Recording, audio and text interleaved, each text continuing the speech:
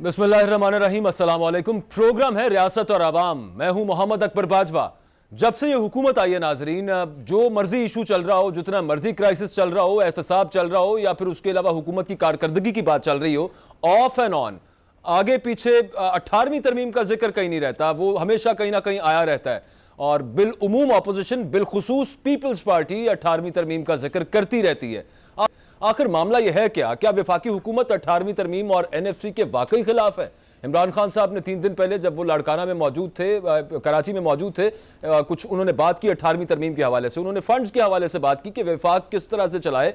जब हम तमाम तर बजट बनाते हैं तो 700 बिलियन का हमें वैसे ही डेफिसिट होता है, कर्जे लेके हमें बजट बनाना पड़ता है। और ये किस किस्म की तरमीम की गई है कि इसमें ये सोचा नहीं गया कि वफाक के पास कुछ रहेगा नहीं।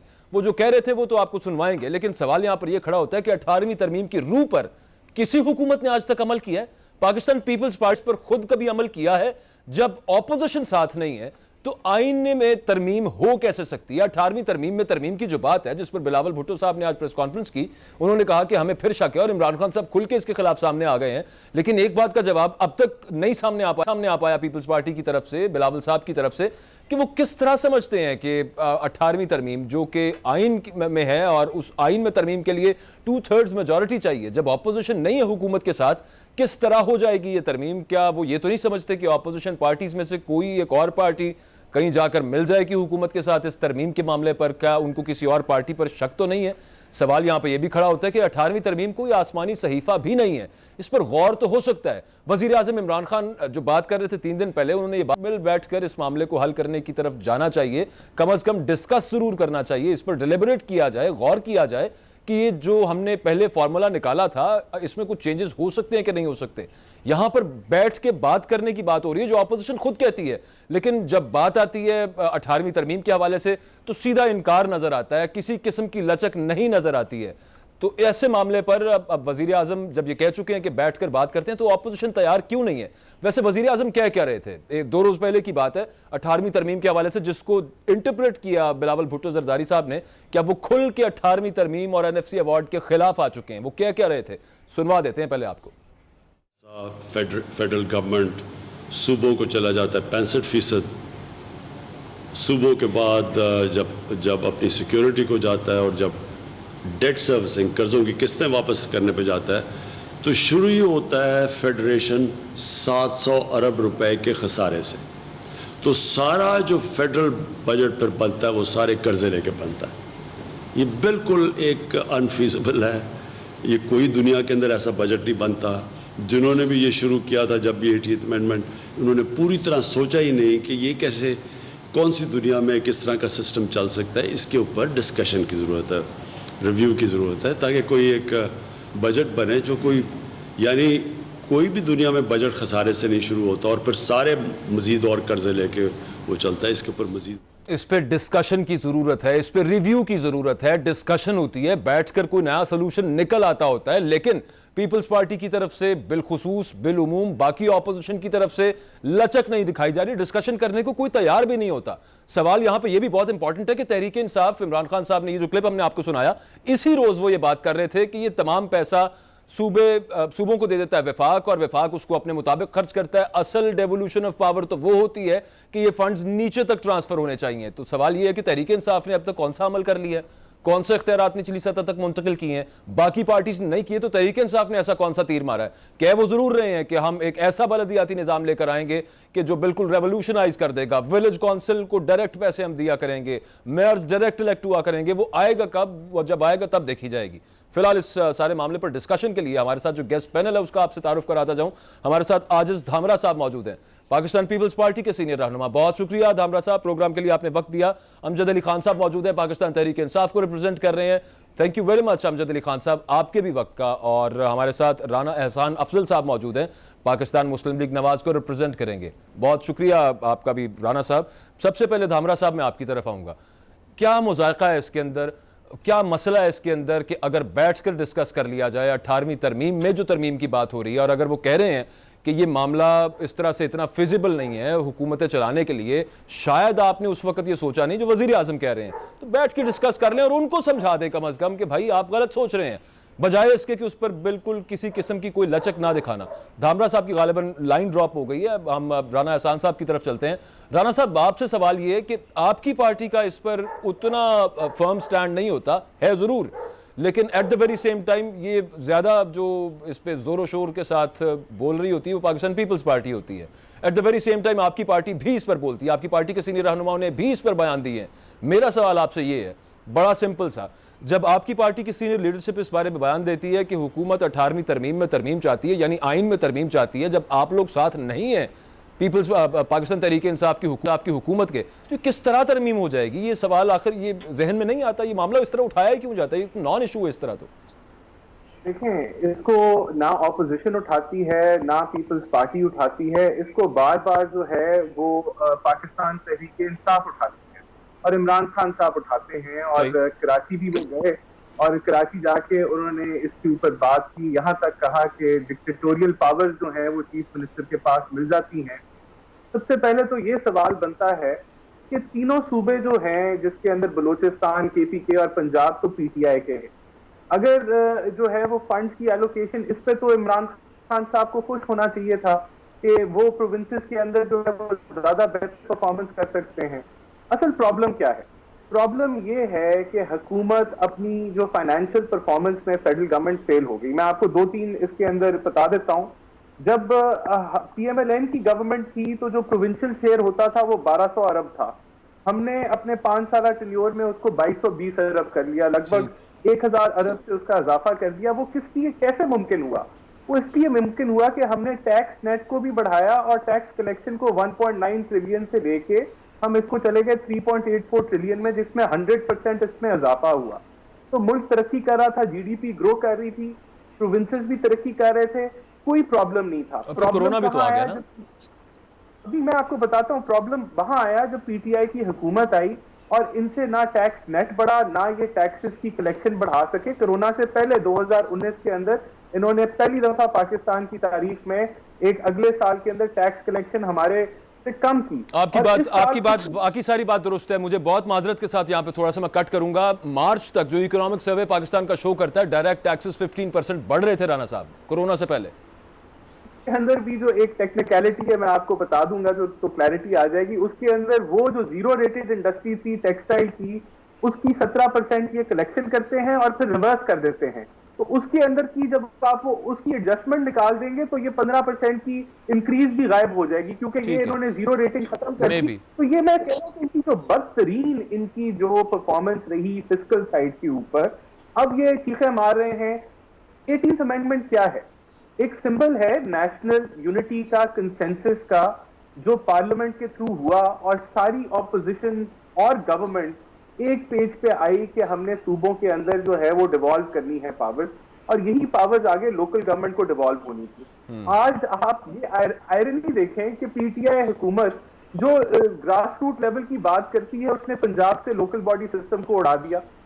आज KPK में भी लोकल बॉडी सिस्टम नहीं लग रहा। तो इनकी सारी बात, वो कह रहे हैं जी हम नया सिस्टम लेकर आ रहे हैं, ये पिछले वाला सिस्टम फ्लॉड था। But at the very same time let me remind you, आपके दौरे हुकूमत में भी let me remind you sir, आपके दौरे हुकूमत में भी सुप्रीम कोर्ट ने पूरा जोर दे के, हुक्म दे के, बाकायदा छड़ी के साथ कहा था कि करें जाके, और फिर जाकर इलेक्शन हुए थे। इरादा तो आपकी पार्टी का भी नहीं था, सॉरी टू से। देर आए दुरुस्त आ गए, करा दिए हमने, एक सिस्टम स्टार्ट कर दिया। अब उसकी कंटिन्यूटी को आप दोबारा से तोड़ दें तो ये तो कोई सेंस नहीं बनती। तो इसके अंदर देखें, ये बात आपकी बिल्कुल दुरुस्त है। राना साहब, मैंने अमजद साहब की तरफ जाना है, आप एक बात का जरा क्विक जवाब दे दीजिएगा। मेरा सवाल ये था कि अगर इमरान खान साहब या पाकिस्तान तहरीक इंसाफ इस मामले को उठाती भी है तो आप इसको नॉन इशू समझ के छोड़ दिया करें, क्योंकि आपकी हिमायत के बगैर तरमीम हो नहीं सकती। इसलिए कोई हमारे इतने ज्यादा बयान, हम इस चीज को समझते हैं 2/3 मेजोरिटी आपको चाहिए है तरमीम के लिए जी। और ये सियासत कर रही है PTI, बार बार इसको ऑपोजिशन नहीं उठाती इस इशू को, और ना ही इसको पीपल्स पार्टी उठा रही है। इसको सिर्फ अगर कोई उठा रहा है तो वो इमरान खान साहब उठा रहे हैं। चले, मैं अभी आपको बिलावल भुट्टो जरदारी साहब को एक नाजरीन, एक बिलावल भुट्टो जरदारी साहब ने आज जो प्रेस कॉन्फ्रेंस करते हुए इमरान खान की तकरीर पर जो रद्द-ए-अमल दिया, वो भी आपको सुना देता हूं, फिर उस पर बात करेंगे। अमजद अली खान साहब की तरफ जाएंगे। वो जरा प्रोड्यूसर साहब सुनाएं, वो बिलावल साहब आज क्या कह रहे थे।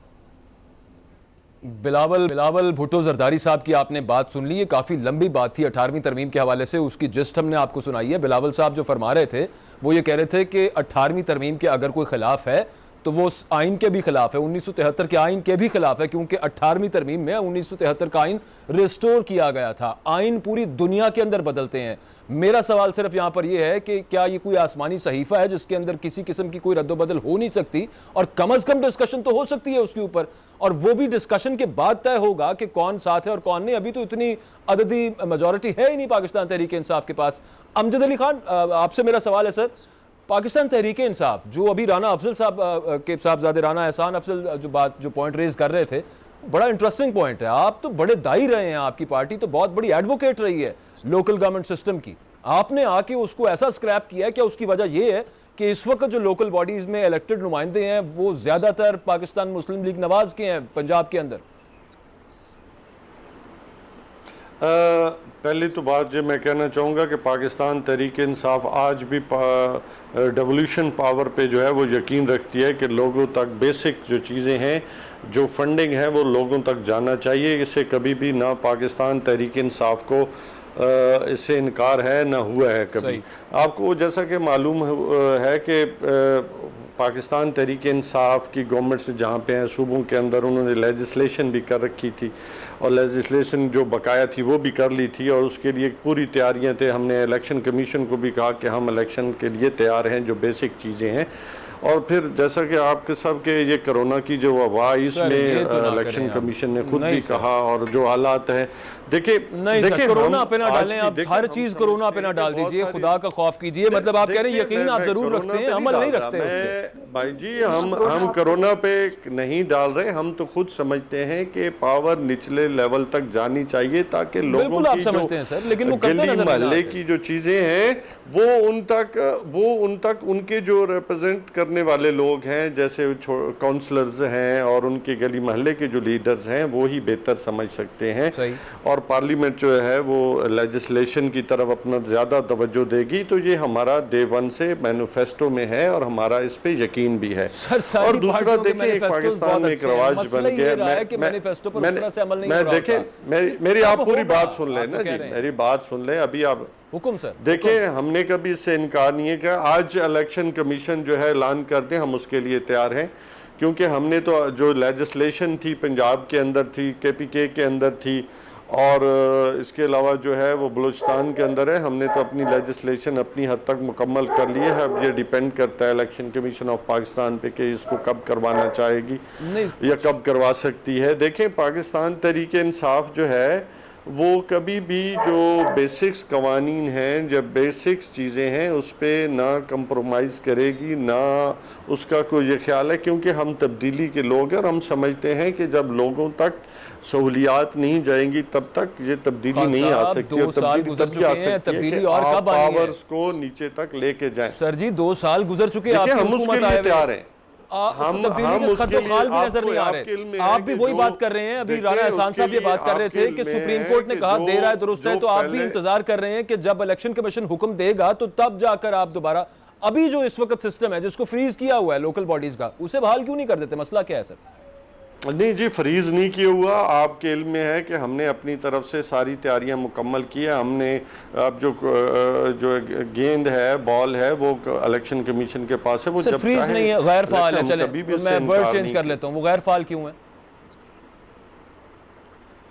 देखिए, गैर फॉल इसलिए है कि अभी खुद इलेक्शन कमीशन ने कहा कि हम इसको अभी, चूंकि ये जैसे ही ये लेजिस्लेशन मुकम्मल हुई, खान साहब इलेक्शन से उसका लेना देना कोई नहीं है, लेजिस्लेशन तो पहले रह गई, जो पहले सिस्टम इन प्लेस है वो गैरफाल क्यों? मैं आपको एक बात, जो इन्होंने पहले सिस्टम बनाया था वो इतना फॉल नहीं था, उसमें लोगों को इख्तियार ही नहीं दिया गया था जिसमें वो अपना को फॉल किरदार कर सके। इसलिए पाकिस्तान तहरीक इंसाफ ने इसके अंदर इनके कवानीन में बहुत सारी चेंजिंग्स लाइन, और फिर जो 30% जो बजट का 30% हिस्सा है वो डायरेक्ट फंडिंग, उसमें जो फाइनेंस के अंदर चेंजिंग लाई गई कि अब जो भी जो विलेज काउंसिल हैं या नेबरहुड्स हैं उनको 30% जो बजट का टोटल बजट का 30% डायरेक्ट जाएगा। बिल्कुल ठीक हो गया, लेजिस्लेशन बिल्कुल ठीक हो गया। इसको आपके लिए कवानीन बनाने चाहिए और उसके लिए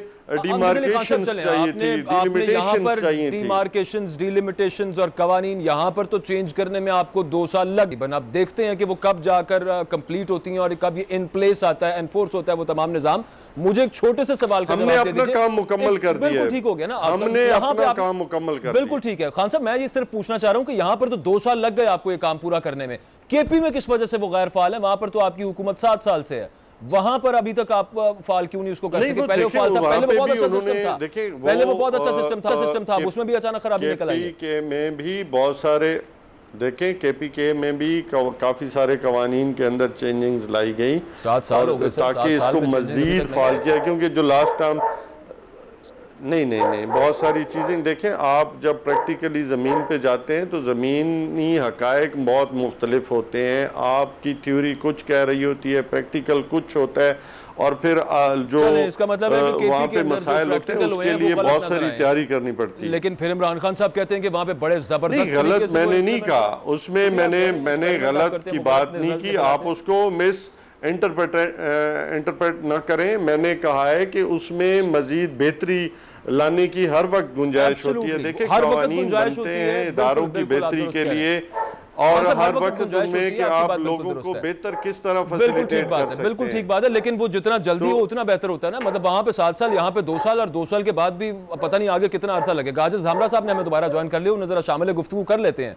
धामरा साहब, बिलावल साहब जो कह रहे हैं कि इमरान खान साहब 18वीं तरमीम के खिलाफ नहीं है, 1973 के आइन के खिलाफ है, क्योंकि 18वीं तरमीम के थ्रू 1973 के आइन को रिस्टोर किया गया। इमरान खान ने तो सिर्फ यह बात की है कि 18वीं तरमीम पर बैठ के डिस्कशन कर लेते हैं, इसमें रिव्यू की जरूरत है। तो इसमें यह कह देना कि मुल्क का वजीर आजम ऑल टुगेदर आइन के खिलाफ है, ये थोड़ी सी ज्यादती नहीं लगती है आपको धामरा साहब? देखें, बिस्मिल्लाहिर्रहमानिर्रहीम, देखें इशू ये है कि 18th amendment is a part of constitution. It is.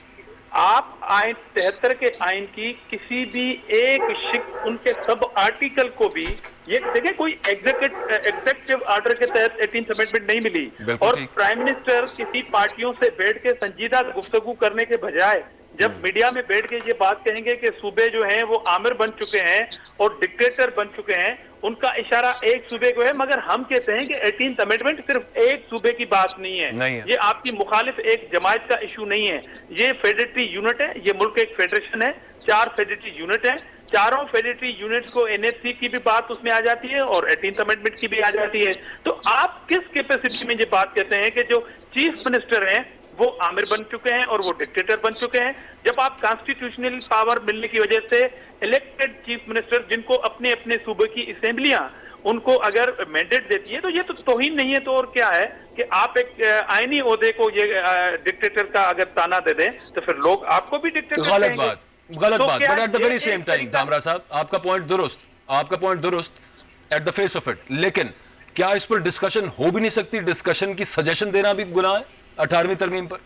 देखें डिस्कशन वो बंदा दे सकता है थ्रू मीडिया जिसकी कोई पार्लियामेंट में एक्सेस नहीं हो, जो पार्लियामेंट में एक्सेस रखते हो, इत्तेफाक से वो हुकूमत में बैठे हो और इत्तेफाक से वो शख्स प्राइम मिनिस्टर ऑफ पाकिस्तान भी हो, वो तमाम अपोजिशन जमायतों को ऑन बोर्ड लें कि भाई आपके साथ इशू क्या है, 18th अमेंडमेंट का इशू क्या है। मगर आप जब ये कहेंगे कि माजी में जल्दबाजी में ये बातें की गई, तो खुदा ना खास्ता माजी की पार्टियों ने कोई गैर आईनी इकदाम उठाए थे। आप तो इतना बड़ा इनडायरेक्टली इल्जाम लगा रहे हैं उस वक्त की पार्लियामेंट में अपोजिशन और हुकूमत को, तो ये बहुत बड़ी बात कर दी है उन्होंने। मतलब प्राइम मिनिस्टर बात कर रहे हैं,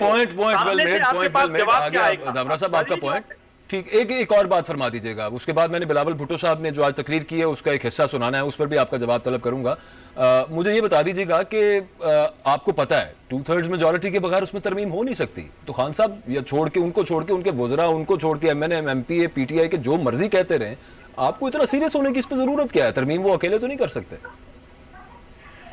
देखें, हम शुरू से ये बात कर रहे हैं, इशू अपोजिशन का नहीं है। अब इशू ये हो रहा है कि इनके अपने इत्तेहादी जो हैं वो नाराज होके और इस पॉइंट पे अपोजिशन से राब्ता कर रहे हैं कि इस बात पे कंप्रोमाइज नहीं होगी। आप हमसे मशवरा नहीं करें क्योंकि हम तो अपोजिशन है, आप सिंध में भी आते हैं, बजाय आप कोविड से लड़ने के लिए आप सूबाई हुकूमत को जो है वो डिसोन कर देते हैं और जाते हैं किसी कंस्ट्रक्शन कंपनी के लोगों के जो ठेकेदार होते हैं, लाड़काना में गए, मुझे कोई एतराज नहीं है, मैं कहता हूं एक रात और स्टे कर देते, मगर वहां गए मतलब किसके पास? एक ठेकेदार के पास। मतलब हेलीकॉप्टर लिया, सरकारी पेट्रोल, प्रोटोकॉल, गाड़ियों का, ये सारे अखराजात एक ठेकेदार के पास चले गए। चल, लेकिन मैंने तो 2/3 मेजोरिटी के ना होने की बात, आप ठेकेदार का इसमें जिक्र कहां से आ गया? देखे मैं तो वही कह रहा हूं कि आप मेजॉरिटी वाली बात, तो वही तो मैं कह रहा हूं ना कि आप प्राइम मिनिस्टर हैं, आप प्राइम मिनिस्टर हैं, आपके पास मेजॉरिटी नहीं है, तो क्या ये सिचुएशन जो है एक कोरोना से लड़ने वाली, उस पर लड़ना चाहिए, या आप सूबों के चीफ मिनिस्टर को कहेंगे कि आप डिक्टेटर बन चुके हैं? वो लड़ने से मुझे याद आया बिलावल भुट्टो साहब का जो आज की स्पीच है उसमें से एक पार्ट है, वो प्रोड्यूसर साहब वो दिखाइए जरा पहले। देखें धामरा साहब, चेयरमैन पीपल्स पार्टी, आपकी पार्टी के चेयरमैन की आपने बातचीत सुन ली। मेरा सवाल सुन लीजिएगा सर, मेरा सवाल सुन लीजिएगा छोटा सा। ये दूसरी जगह कौन सी है जहां पे वो कह रहे हैं कि खर्च होगा और सेहत पे खर्च नहीं हुआ तो लोग सड़कों पर आ जाएंगे? लड़ने की बातें बिलावल साहब भी आप कर रहे हैं ना, तो ये दूसरी जगह कौन सी, पहले ये बता दें। देखें, अभी तक तो वो ये कह रहे हैं कि कोरोना पर खर्च होंगे, हम उनकी इंटेंशंस को अभी से देख तो नहीं सकते, लेकिन अगर उन पर शक किया जाए और अगर ना हो तो हम भी आपके साथ होंगे। आज मेयर कराची ने क्या कहा है, आपने पढ़ी है उसकी स्टेटमेंट आज मीडिया में? मेयर कराची की स्टेटमेंट मैंने नहीं पढ़ी सर। आज मेयर कराची कह रहे हैं कि सूबे को वफाक पैसे नहीं दे रहा है, 229 अरब रुपए इलीगल आप सूबे के सर, मेयर कराची तो सिंध हुकूमत को भी हर वक्त रोते रहते हैं, वो तो आपको भी कहते हैं कि आप हमें फंड्स नहीं दे रहे। तो इत्तेहादी किसके हैं? इत्तेहादी छोड़े सर, वो आप पे भी तो तनकीद करते रहे हैं, जब इत्तेहादी नहीं थे उससे पहले भी आपको वो कहते रहे हैं कि आप फंड्स नहीं दे रहे उन्हें। देखिए, वो हमारे ऊपर तनकीद करें, उनकी जायज है, वो अपोजिशन में हमारे हिसाब से, मगर जिनके साथ बैठे हुए वो उनके ऊपर सवाल रख रहे हैं। ठीक है, अच्छा, बहुत शुक्रिया आजिज धामरा साहब, आपका जो पॉइंट था वो सामने आ गया। जो आप बात कर रहे हैं कि अगर ये जो कोरोना के लिए पैसे मुख्तस किए गए हैं या बाहर से जो इमदाद आएगी कोरोना को लेकर, वो अगर सियासी मकासद के लिए इस्तेमाल होगी, बिलावल साहब को अगर ये लग रहा है तो फिर उनकी बात बिल्कुल दुरुस्त है, लेकिन अभी हुई नहीं है। जब होगी तो तब देखा जाएगा और तब हम भी आपके साथ होंगे और आपका एतराज बिल्कुल हक बजानिब होगा। एक ब्रेक है यहाँ पे नाजरीन, ब्रेक से वापस आएंगे तो जस्टिस काजी फायज ईसा रेफरेंस की बात करेंगे। कुछ लोग कल कह रहे थे कि कहानी खत्म हो चुकी है, अभी हम इसके ब्रेक के बाद बात करेंगे कि कहानी खत्म हो चुकी है या अभी भी बाकी है। ब्रेक के बाद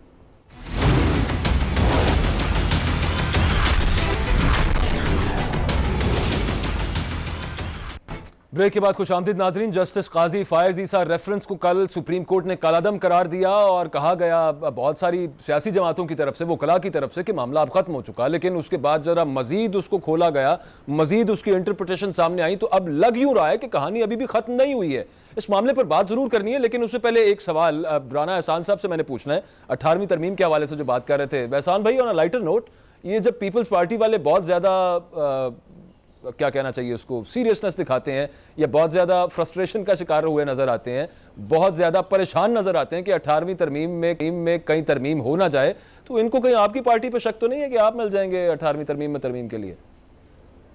देखिए, नहीं, देखिए, ये एक तरमीम है, इसके अंदर बेहतरी लाई जा सकती है अगर 2/3 मेजॉरिटी हो।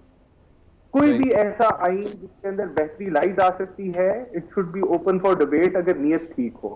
लेकिन यहाँ इशू कुछ और है, यहाँ सिर्फ इनकी नालायकी और इनकॉम्पिटेंस फाइनेंशियल साइड पे कि इन्होंने हर चीज को खराब करना है। इनके लिए पाकिस्तान को तब्दील करना पड़ेगा। पाकिस्तान को चलाने के लिए पहले लोग पाकिस्तान को इसी तरीके से बेहतर तरीके से चला रहे थे, लेकिन इनके लिए सारे सिस्टम चेंज। तो राना साहब, आप ये कह रहे हैं कि अगर सच्ची नीयत के साथ और किसी अच्छी इंटेंशन के साथ ये अगर डिस्कशन करने आए तो आपकी पार्टी साथ देगी इस तरमीम में तरमीम के लिए, अगर वो बेहतरी के लिए हो पाकिस्तान की, आप ये कह रहे हैं? 2/3 मेजॉरिटी अगेन रिक्वायर्ड है और अभी तक तो सिर्फ ये सियासत ही कर रहे हैं। आगे टाइम आएगा, ठीक है, चलें, टाइम आएगा, बिल्कुल ठीक है, टाइम आएगा तो उसके बारे में पता चल जाएगा। जस्टिस काजी फायज ईसा रेफरेंस के हवाले से जो हम बात कर रहे थे कि अगर रेफरेंस कलअदम करार दे दिया गया होता तो जो शॉर्ट ऑर्डर कल आया है उसमें ये मामला दोबारा जुडिशल काउंसिल को भिजवाने का क्यों कहा गया? क्यों कहा गया कि वहां पे एफबीआर के पास मामला भिजवाया जाए और वहां पर कमिश्नर इंक्वायरी के बाद 75 रोज के अंदर अंदर दोबारा ये सुप्रीम जुडिशल काउंसिल में जाए सब मामला, और अगर नहीं जाए तो 100 दिन के बाद सुप्रीम कोर्ट खुद सुओ मोटो लेने का उस पर इख्तियार रखती होगी। अगर अब तफसीली फैसला आएगा और उसमें अगर हुकूमती बदनीयती का जिक्र नजर आएगा तो उसके मुज़मिरात हुकूमत के लिए क्या होंगे, ये भी एक अहम सवाल है, क्योंकि ये जो शॉर्ट नोटिस आया इसमें बदनीयती का लफ्ज इस्तेमाल नहीं किया गया, लेकिन पिटिशन यही थी कि ये रेफरेंस बदनीयती की बुनियाद पर बनाया गया है, इसको खारिज किया जाए। वो खारिज हो गया, कर सकते हैं, कयास कर सकते हैं कि लिहाजा वो खारिज हो गया और बुनियाद थी कि बदनीयती पर बना है, तो सुप्रीम कोर्ट ने भी मान लिया कि ये बदनीयती पर है, लेकिन लिखा हुआ कहीं पर नहीं आया। एक और बात जिस पर आज हम लीगल एक्सपर्ट से बात करेंगे इस हवाले से, कल तक ये कहा गया कि मामला खत्म हो गया। अब बेसबॉल में एक कहावत है नाजरीन, अमेरिकन क्रिकेट की तरह वो बेसबॉल जो गेम है उसमें वो कहते हैं कि it's not over till it's over. खत्म नहीं होता खेल जब तक पूरा खत्म नहीं हो जाता। तो यहां पर खेल को हटा लें, केस शामिल कर लेते हैं। यहां पे केस तब तक खत्म नहीं होता जब तक वो पूरा खत्म नहीं हो जाता।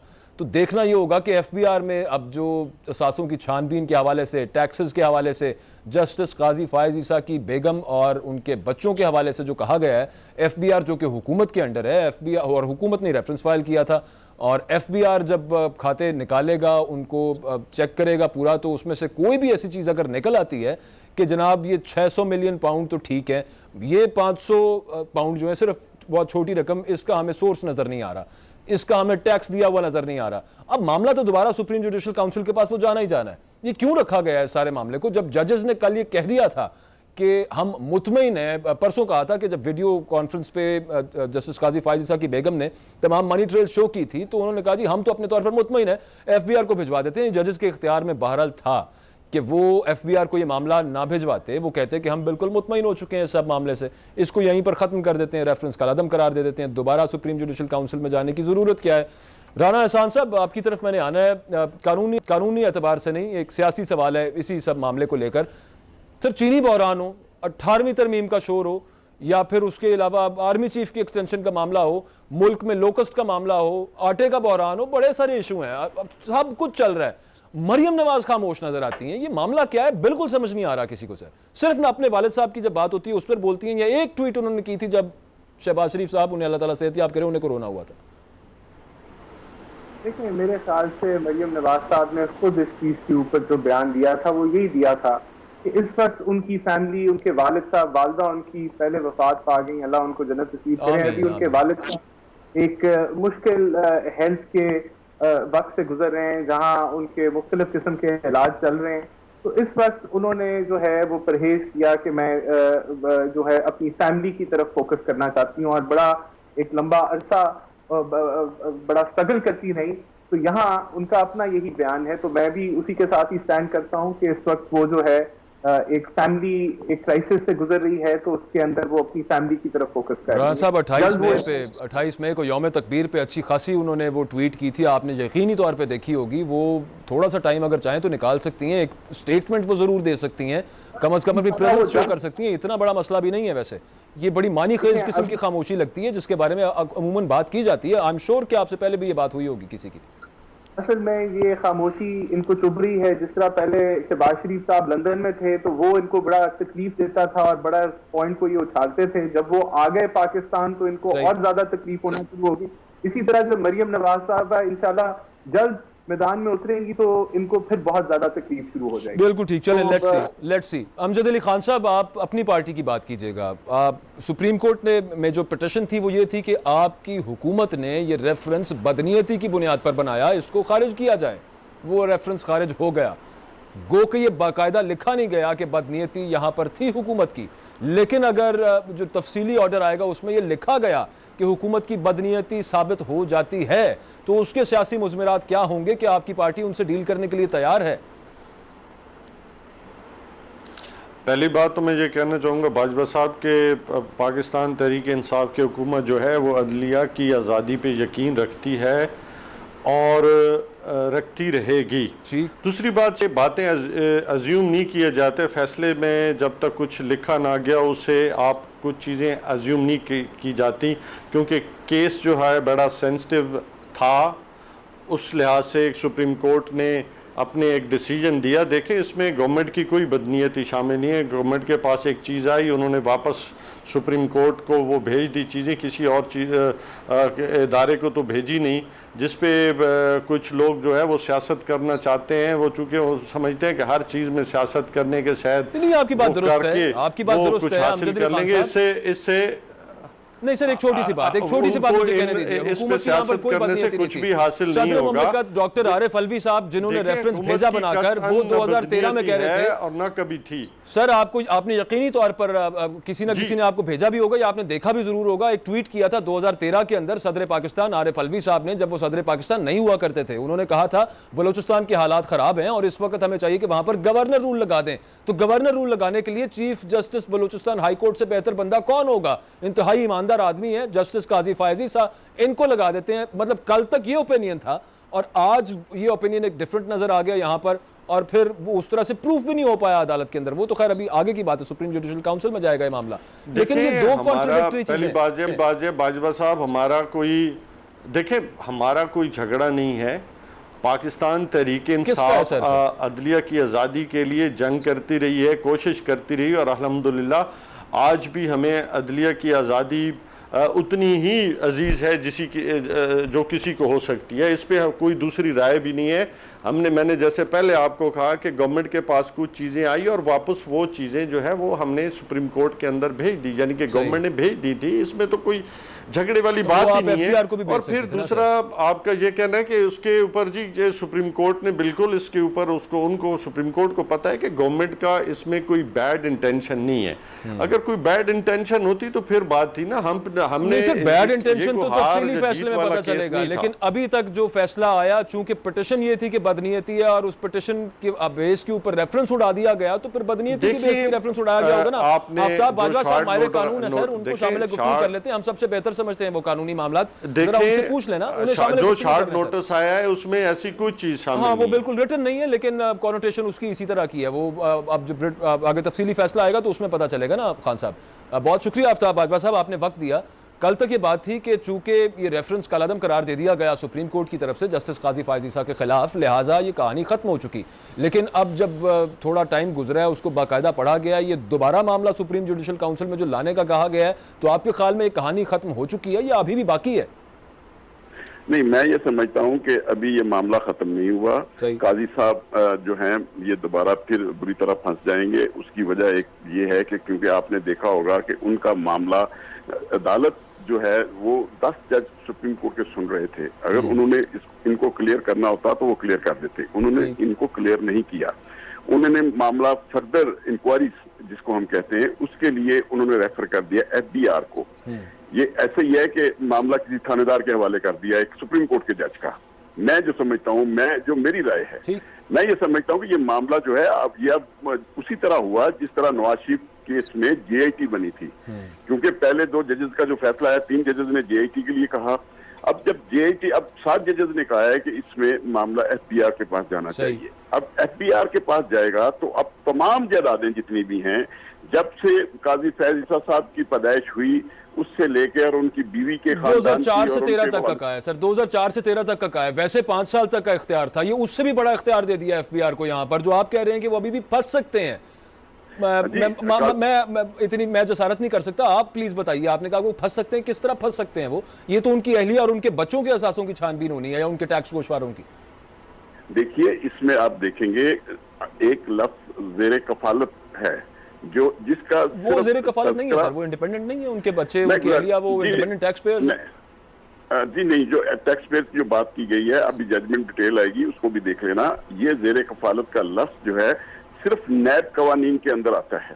बिल्कुल ठीक। अगर आप अब अगर बात उनकी वहाँ FBI में अगर प्रूव हो जाती है कि ये जो बाकी जो एहसासे हैं, जब काजी साहब जज बने थे तो उसके बाद ये सारे जो हैं आए हैं, तो उसके बाद फिर ये जिसका वो ट्रेल मांग रही थी हुकूमत उनसे कि इसकी ट्रेल दे दी जाए, जो खुद काजी साहब भी पेश हुए और उनकी मिसेज भी पेश हुई। साहब, ये तो मामला तो कुछ यूं है कि ये रेफरेंस तो हुकूमत ने भी दायर नहीं किया था, वो तो यही बात कर रहे थे और उनका पॉइंट पिट गया सुप्रीम कोर्ट के अंदर कि जिस वक्त से हमने कहा है असासों का जिक्र, उससे पहले ये कवानीन मौजूद नहीं थे मनी लॉन्ड्रिंग वाले।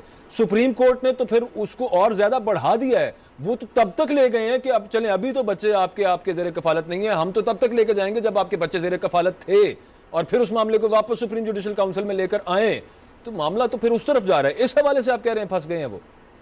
जी मैं इसलिए ये बात कह रहा हूँ, जब अब एफबीआर की एक मुकम्मल रिपोर्ट बनेगी, या तो वो क्लियर कर देंगे एफबीआर वाले कि नहीं जी इनके मामला जो है पीछे इनके खानदानी असासाजात इतने हैं, इनकी मिसेस के और इनके मियाँ के असासाजात में से कोई प्रॉपर्टी नहीं बनाई गई, तो फिर तो वो क्लियर हो जाएंगे बिल्कुल। अगर कोई ऐसी बात आ जाती है कि नहीं जी इनके मियाँ साहब के भी कुछ इसमें इन्वॉल्वमेंट है, तो फिर काजी साहब का इन्वॉल्व होना साबित हो जाएगा। इसलिए फिर लास्ट क्वेश्चन भाई साहब, सिर्फ इतना बता दीजिएगा, आप कानून है बहुत, आपका तजुर्बा, कानूनदान है, आपका बहुत तजुर्बा है, टैक्स के मामला तो आप भी जानते हैं एफबीआर में क्या चल रहे होते हैं, आप कई दफ़ा वहाँ पे गए होंगे क्लाइंट्स के लिए। एफबीआर से आज तक कोई बंदा क्लियर हुआ है? वैसे ईमानदारी से बताइएगा। देखिए एफबीआर में कभी मैंने तो नहीं देखा कभी को बंदा क्लियर हो, जब मैं वाकई पूछ रहा हूँ, बंदा क्लियर हुआ है? मैंने तो आज तक कोई नहीं देखा, कोई एग्जांपल नहीं, कोई जानने वाला नहीं जो एफबीआर के पास गया हो तो वो 5 रुपए सही कुछ ना कुछ वो निकाल के ही भेजते हैं वहां से। तो बाजवा साहब इसलिए मैं ये कह रहा हूँ कि ये मामला ऐसे ही है जैसे तफ्तीशी टीम के हवाले कर दिया गया है, सही जैसे नवाज शरीफ केस में जीआईटी के हवाले किया गया था। ठीक है, बहुत शुक्रिया। जीआईटी ने जो फिर निकाला तो वो आपके सामने है। ठीक, बहुत शुक्रिया। आफ्ताब आज साथ मौजूद थे, अपनी कानूनी राय दे रहे थे। वो ये कह रहे थे कि जस्टिस काजी फायज ईसा के खिलाफ रेफरेंस कालादम तो करार दे दिया गया, लेकिन ये मामला अभी खत्म नहीं हुआ। अब ये एफबीआर को जाएगा और एफबीआर से दोबारा सुप्रीम जुडिशल काउंसिल में जाएगा। चीफ जस्टिस जो बनने थे 2023 में काजी फायज ईसा, वो किसी मुश्किल में फंस सकते हैं, उनकी राय थी ये। ब्रेक लेंगे, यहाँ पे ब्रेक से वापस आएंगे तो बात करेंगे कुछ बीएनपी मैंगल की, हुकूमत के इत्तेहादियों की। हुकूमत से कोई खुश नहीं है, मामला क्या हुआ है? नदीम अफजल चंद साहब के हवाले से ये आ रहा है कि वो नाराज हो चुके हैं, वजीर आजम के स्पोक्स पर्सन थे, पार्टी उन्होंने छोड़ दी है, इत्तेहादी उनसे नाराज हैं, कोर्ट उनसे नाराज है, कुछ लोग तो कह रहे हैं फौज भी नाराज है उनसे, ऑपोजिशन का तो कहीं ना, वो तो पहले ही नाराज है, अवाम से पूछ लें वो आधी नाराज है आधी नहीं है। ये सब मामले पे बात करेंगे इस ब्रेक के बाद।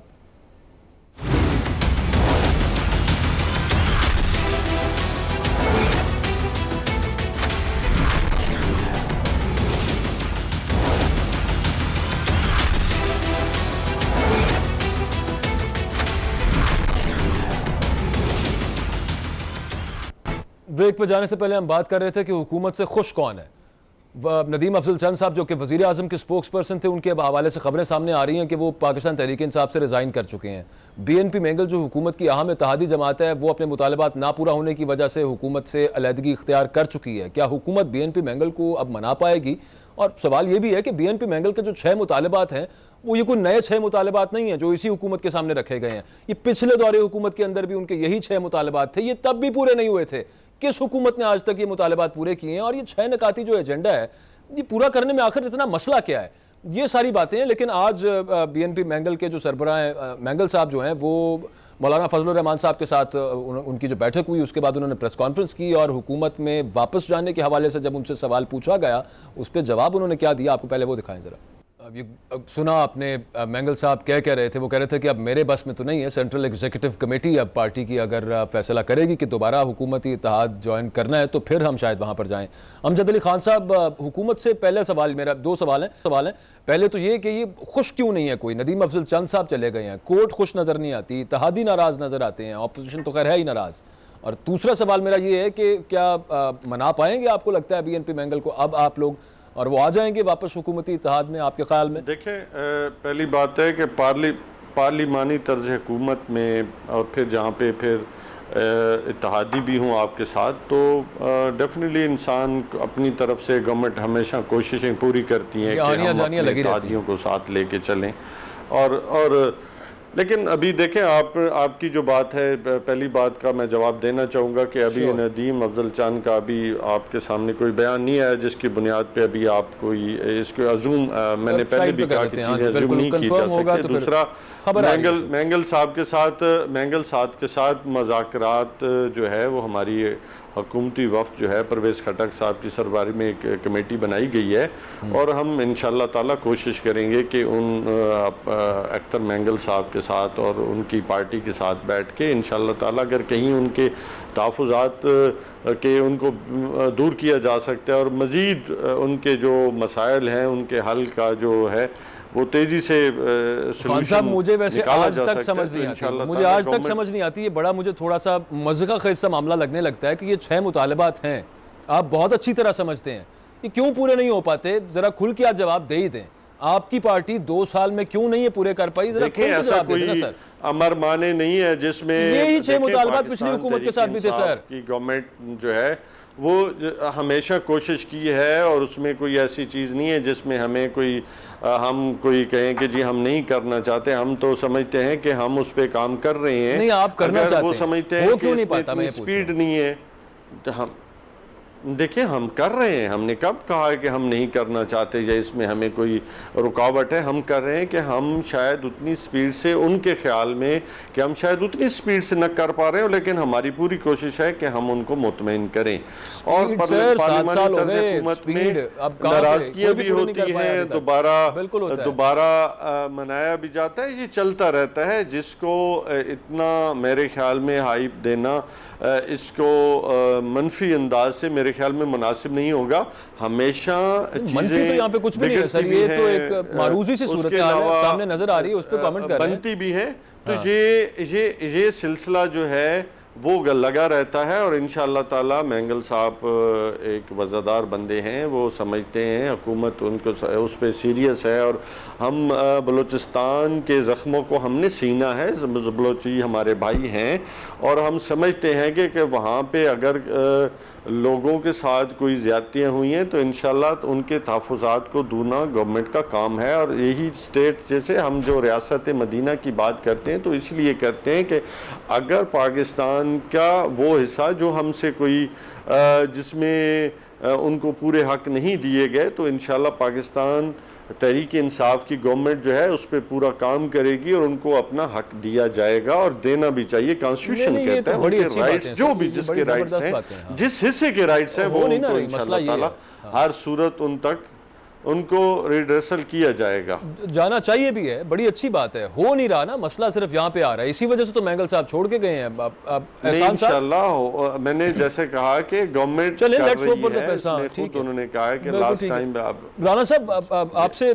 सवाल था, ये जो 6 मुतालबात हैं, ये बाय द वे आपकी पार्टी की जब हुकूमत थी तब भी ये मुतालबात थे, ये उस दौर में भी पूरे नहीं हुए। आप ही कुछ खुल के जवाब दे दें, बता दें ये क्यों पूरे नहीं हो पाते हर दफा। में जो मजे की बात है वो ये है कि ये जो एग्रीमेंट हुई थी बीएनपी की और पीटीआई की, ये पीटीआई वाले खुद इनके पास चल के गए थे और इन्होंने एग्रीमेंट साइन किया था, जिसके अंदर मिसिंग पर्सन और जो नेशनल एक्शन प्लान की इम्प्लीमेंटेशन जो है वो मेन 2 नुकात हैं। अब बीएनपी के लिए ये एक चैलेंज है कि वो उसी बेसिस पे वोट लेके आए हैं। एग्रीमेंट उन्होंने पीटीआई के साथ साइन कर दी, ये उनकी बदकिस्मती है। क्योंकि पीटीआई की अगर आप हिस्ट्री देखेंगे, मिसिंग पर्सन के ऊपर उनके हुकूमत से बयान में आने से पहले बयान कुछ और थे, अब कुछ और हैं। जस्टिस कायद ईसा के ऊपर बयान उनके हुकूमत में आने से पहले कुछ और थे, अब कुछ और हैं। 18वीं तरमीम पे उनके बयान हुकूमत में आने से पहले कुछ और थे, अब कुछ और हैं। नहीं, लेकिन लेट्स बी फेयर ना राना साहब, लेट्स बी फेयर। आपकी पार्टी की भी जब गवर्नमेंट थी, मिसिंग पर्सन के ऊपर आपकी पार्टी ने कितना कुछ किया, लेट्स बी फेयर। तो बस मैं क्या कहूं, लेकिन मैं आपको पीटीआई की बात अगर करें तो इनसे तो सब लोग ही नाराज हैं, अवाम से वो हैं, बिल्कुल होंगे। मैं तो आपकी पार्टी का पूछ रहा हूँ, आप भी तो नहीं थे कर पाए ये सब। आप भी जानते हैं कि ये जो इशू है ये अभी जो है ये किसी और के हाथ में है, और मेरा नहीं ख्याल जिस तरह की ये पीटीआई हुकूमत है, आधी हुकूमत तो ये चला ही नहीं रहे, आधी हुकूमत तो हाइब्रिड माहौल में चल रही है। आप यहाँ तक है कि बीच सर राना साहब वक्त असल में बहुत कम है, लेकिन लास्ट बड़ा ब्रीफ सा कमेंट कर दीजिएगा। ये आपकी पार्टी के लीडरान कहते हैं कि ये वो वाहिद हुकूमत है बहुत अरसे के बाद जिससे फुल सपोर्ट हासिल है इदारों की। You understand what I am saying? और तो फिर ये जिसके मर्जी हाथ में हो, ये हल होना चाहिए कि नहीं होना चाहिए? Quick comment. इस सपोर्ट के बाद मुल्क का हर मामला बिगड़ता जा रहा है, हर मामला। आप हेल्थ, एजुकेशन, इकोनॉमी, आप ओवरऑल आपकी फॉरेन पॉलिसी, हर लिहाज से पाकिस्तान एक वीक से वीकर स्टेट बनता जा रहा है। पाकिस्तान का ये नेशनल इशू है। बलूचिस्तान पाकिस्तान का एक बहुत इंटेग्रल पार्ट है और बड़ा सूबा है, और बलूचिस्तान के आवाम के जो तहफ़्फ़ुज़ात हैं वो जल्द अज जल्द दूर होने चाहिए। जो अमजद अली खान साहब कह रहे थे कि वो जाने की कोशिश करेंगे, हम उम्मीद करते हैं कि ऐसा ही हो। बहुत शुक्रिया। हमारे साथ राना एहसान साहब मौजूद थे, अमजद अली खान साहब मौजूद थे। प्रोग्राम खत्म हो गया। अल्लाह हाफिज़।